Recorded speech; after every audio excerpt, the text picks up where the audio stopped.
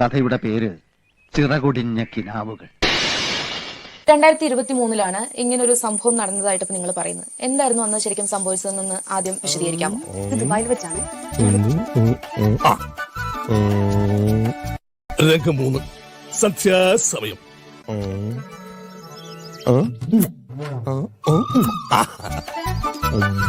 അന്ന് എന്താ സംഭവിച്ച? പ്രൊഡ്യൂസറിനെ മീറ്റ് ചെയ്തു, പിന്നീട് അദ്ദേഹം എന്താ പറഞ്ഞു? അദ്ദേഹം ഉപദ്രവിക്കുകയോ മറ്റോ ചെയ്തു? അതെ, അന്ന് തന്നെ അദ്ദേഹം ഉപദ്രവിച്ചു. ഞാൻ മീറ്റ് ചെയ്ത് കഴിഞ്ഞപ്പോൾ പുള്ളി എന്നെ ഉപദ്രവിക്കുകയും ആ ഉപദ്രവിച്ചത് ഞാൻ എതിർക്കുകയും ചെയ്തു. എതിർക്കുന്നത് ചെയ്തപ്പോൾ അയ്യോ എന്നെ നശിപ്പിക്കരുതേ, എന്റെ ചാരിത്രം നഷ്ടപ്പെട്ട എന്റെ കാമുകൻ എന്നെ കൈ കഴിയും. അയ്യോ എന്നെ റേപ്പ് ചെയ്യാൻ പോവാണോ? ഞാൻ റേപ്പ് വെറുക്കുന്നു.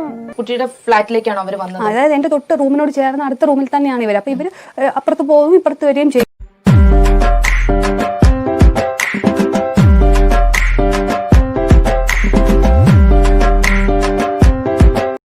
എൻ്റെ ഫോണിൽ നിന്ന് ഒരു മെസ്സേജ് അയച്ചു. അതായത് കഴിഞ്ഞ ദിവസം ഞാൻ പറഞ്ഞതിന് വ്യത്യാസമുണ്ടെന്ന് ഞാൻ ഇപ്പോൾ ഏറെ നിർത്തിയേക്കുവാണ്. അപ്പം മെസ്സേജ് അയച്ചപ്പോൾ വാട്സപ്പ് മെസ്സേജ് അയച്ച് ഇവരെൻ്റെ ഹസ്ബൻഡിൻ്റെ ഫോൺ ഹാക്ക് ചെയ്തു. പിന്നെ ഞങ്ങൾ എന്ത് സംസാരിച്ചാലും ഇവർക്കത് കേൾക്കാൻ പറ്റും. അത് ഫുള്ളി ഫോൺ എടുത്ത് അൺലോക്ക് ചെയ്താൽ പിന്നെ ഇവർക്കെല്ലാം കാണാൻ പറ്റും.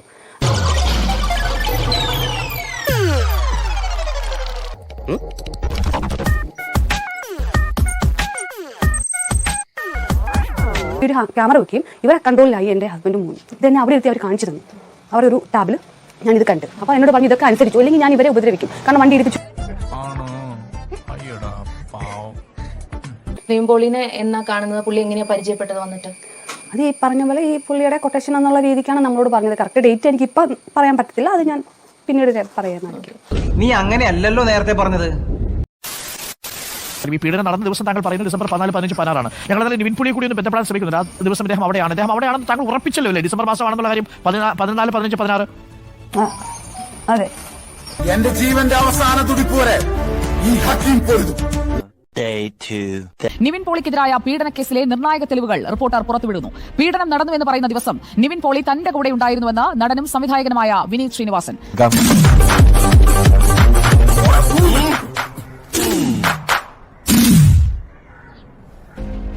അതെ, ഡിസംബർ 14 രാവിലെ തൊട്ട് നിവിൻ നമ്മുടെ കൂടെ ഉണ്ടായിരുന്നു. 14th to 15th early morning വരെ ഞാൻ ഉണ്ടായിരുന്നു നിവിന്റെ കൂടെ. അതുകൊണ്ട് എനിക്കത് 100% പറയാൻ പറ്റും. പോയേ കയ്യിന്ന് പോയേ പിന്നെ പോയേ. ഒതുക്കാനൊക്കെ വഴിയുണ്ട്. എന്ത് വഴി? അതൊക്കെ ഉണ്ട് പല. മൊത്തം പൊളിക്കേണ്ടി വരും.